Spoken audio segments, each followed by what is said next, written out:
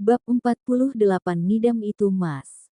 Barang siapa yang membaca surat Al-Kahfi pada hari Jumat, akan dibentangkan baginya cahaya mulai dari bawah telapak kakinya sampai ke langit. Cahaya itu akan memancarkan sinar baginya pada hari kiamat. Dan ia akan mendapatkan ampunan dari Allah di antara dua Jumat. Hari Abu Bakar bin Mardawai.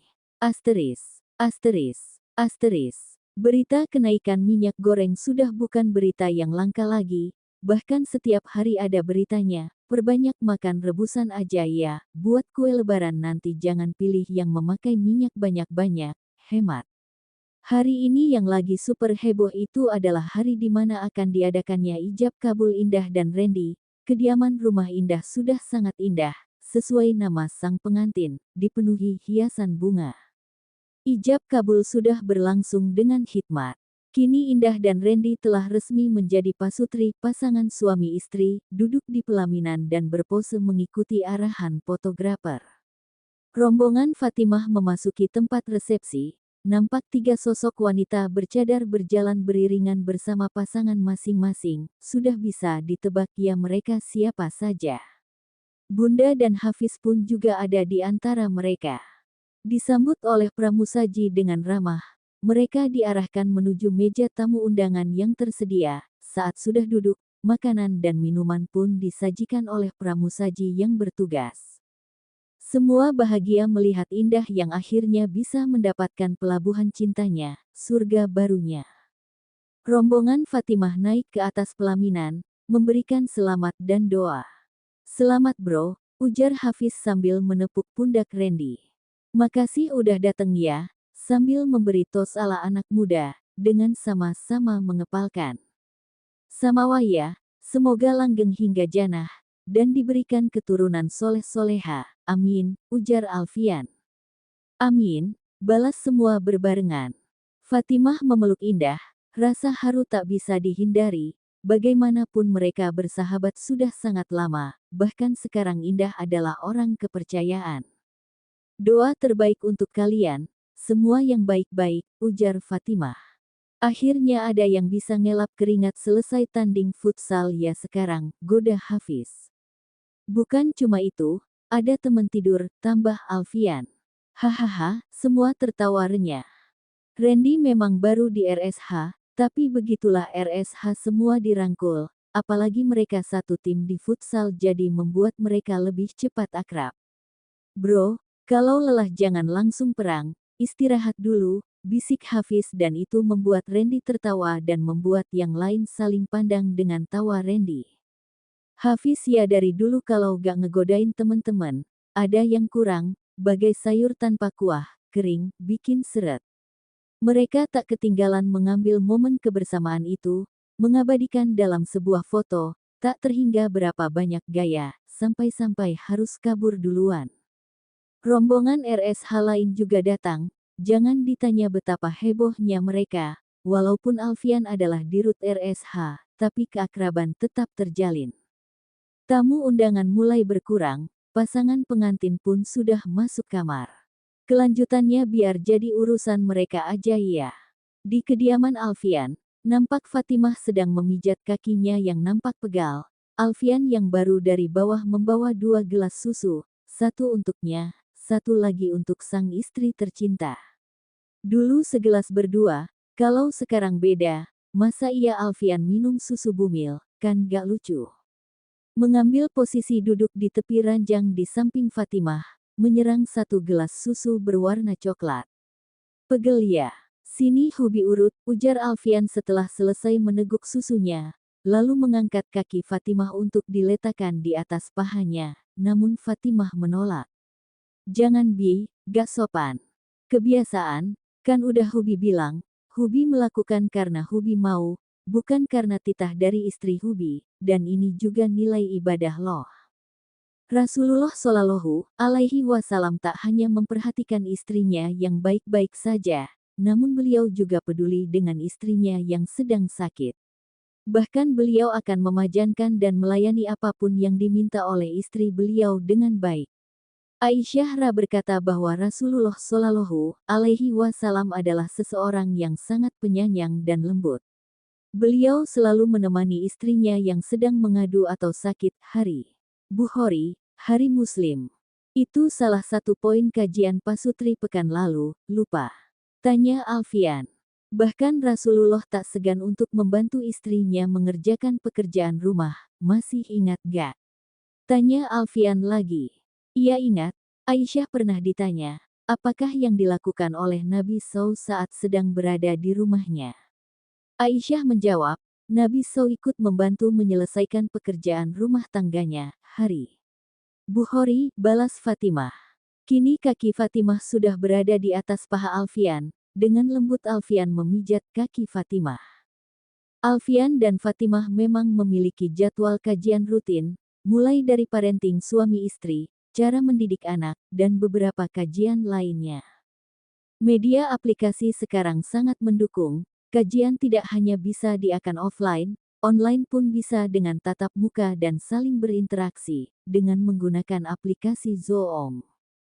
Bahkan tanpa sadar kini Fatimah sudah terlelap. Alfian tersenyum melihat Fatimah yang sudah terlelap dengan posisi duduk. Dengan cepat Alfian merebahkan Fatimah, memberikan posisi yang nyaman untuk sang istri. Membelai rambut panjang Fatimah, lalu mencium kening Fatimah dan sekarang ada tambahan, mencium perut Fatimah, sembari mendoakan kesehatan untuk dua utunnya.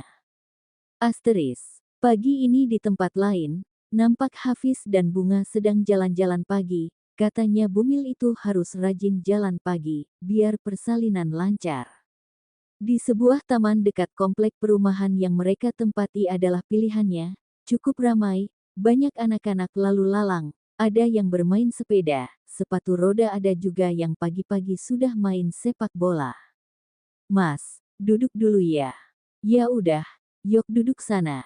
Duduk di kursi panjang yang tersedia, lalu meneguk air mineral yang tadi mereka bawa, menikmati pemandangan yang menyenangkan, menyaksikan anak-anak yang aktif sangatlah membahagiakan. Bermain di taman adalah salah satu jalan mengalihkan anak dari gadget. Mas, pagi-pagi ada cilok. Bunga pengen. Yakin, masih pagi loh. Iya, enak tuh kayaknya. Ya udah Mas panggil ya. Alfian pun melambaikan tangan ke penjual cilok, agar penjualan menghampiri mereka. Setelah penjualan cilok ada di hadapan mereka, Bunga pun beranjak dan memesan. Mang ciloknya ya, yang pedes terus kuah kacangnya yang banyak, oh ya itu tahu ya isiannya apa. Cilok juga neng, kasih itu juga.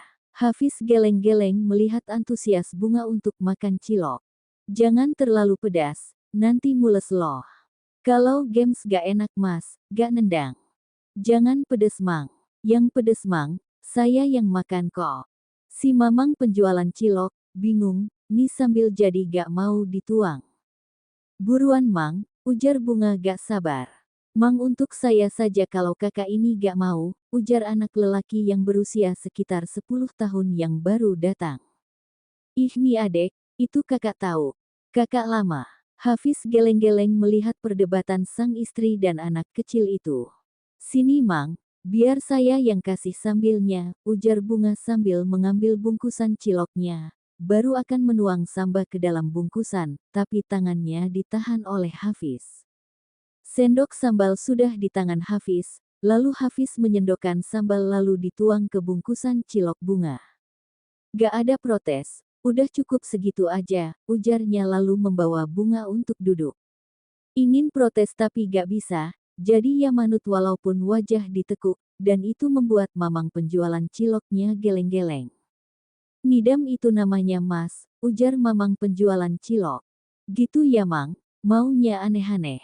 Masih mending mas, dulu istri saya, gak bisa makan nasi, makanya pisang bakar dan harus dibakar, sambil menjuali anak-anak yang beli cilok. Waduh, kalau di kampung enak mang, ada tungku, klo di sini, harus beli arang bakar kalau sempat seperti itu. Hahaha, iya mas, untung pas masih di kampung. Kampungnya di mana mang? Anak mamang udang berapa? Saya tinggal di Gondokusuman mas. Wah jauh juga ya mang, setahu saya itu masih kawasan Jogja juga kan mang. Taseh mas, masih mas. Kenapa jauh pak usahanya? Di sini Mas rezekinya. Iya ya Mang, rezeki kita gak tahu di mana, gak apa penting halal berlimpah.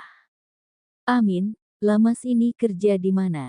Bunga dari tadi hanya diam menikmati cilok yang ada di tangannya. Saya dokter di salah satu rumah sakit di sini Mang. Masya Allah, jebule dokter. Masya Allah, ternyata dokter. Asteris. Di rumah Alfian nampak buru-buru setelah mendapat telepon. Setelah rapi Alfian langsung menghampiri Fatimah yang sedang menyiram bunga di kebun. Sayang, Hubi ke RSH dulu ya. Kenapa Bi? Ada yang urgen. Begitulah dokter mau hari libur jika dibutuhkan maka harus siap. Fatimah tak banyak bertanya, karena sangat paham akan profesi sang suami. Ia ada pasien yang harus ditangani, tim gak bisa sendirian, Hafiz dihubungi gak ada jawaban, mungkin lagi ada kegiatan. Ya udah hati-hati, lancar ya, sambil mencium punggung tangan Alfian begitupun Alfian mencium kening dan perut sang istri. Assalamualaikum. Waalaikumsalam. Alfian langsung melajukan mobilnya setelah masuk ke dalam mobil, ada pasien yang harus segera dioperasi. Handphone Hafiz yang berada di kamar sedangkan yang punya ada di taman jelas gak ada yang menjawab. Fa, Alfian kok buru-buru? Iya bun, ada yang harus segera ditangani. Asteris, di Ponpes Al-Kausar. Bah, sore ini jadi mau ke Semarangnya. Umi saya ada mau ikut, sekalian liburan, kan pas di Semarang kemarin kita belum puas. Klinik gimana? Kan ada bidan lain.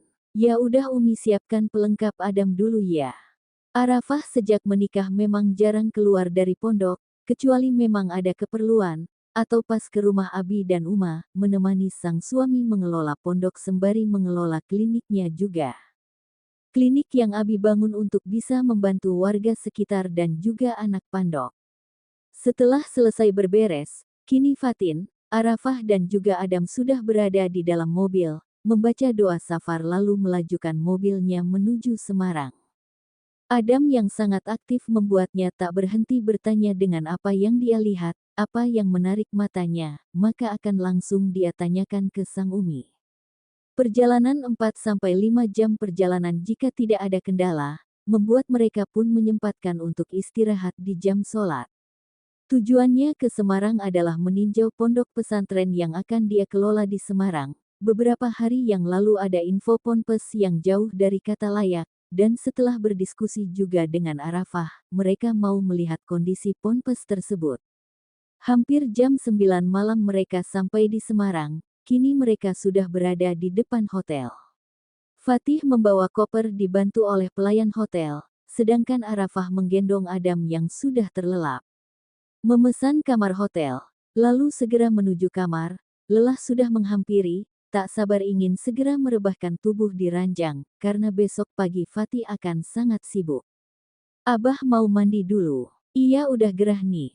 Fatih pun segera menuju kamar mandi, membersihkan diri. Selesai dengan aktivitas kamar mandi, Fatih langsung merebahkan tubuhnya di sampai Adam, sedangkan Arafah menuju kamar mandi. Saat keluar dari kamar mandi nampak pemandangan yang sangat indah, di mana Adam tidur tepat di atas dada Fatih. Rasa lelah membuat mereka tak sadar dengan gaya tidur itu, dan dengan cepat Arafah mengambil handphone, dan mengabadikan momen itu dengan handphonenya. Gimana ya ekspresi kalian saat melihat ini, guman Arafah sambil men-scroll layar handphonenya. Pagi ini selesai bersiap, mereka turun untuk sarapan, menu sarapan sudah disediakan oleh pihak hotel. Dihadapkan dengan menu khas Semarang, membuat rasa lapar semakin memuncak, ada babat gongso, lumpia Semarang, bolu Semarang, dan masih ada yang lain. Asteris, di kediaman Alfian, di mana Alfian baru aja pulang cukup larut, pasien yang ditangani tadi sempat ada pendarahan, membuatnya harus menunggu untuk memastikan kondisi pasien terkini.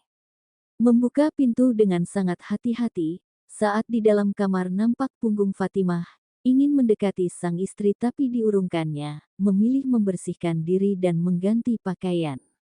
Selesai bergantian pakaian, Alfian langsung merebahkan tubuhnya di atas ranjang, Tak ingin mengganggu tidur nyenyak sang istri, mencium kening, lalu langsung ikut terlelap bersama mimpinya.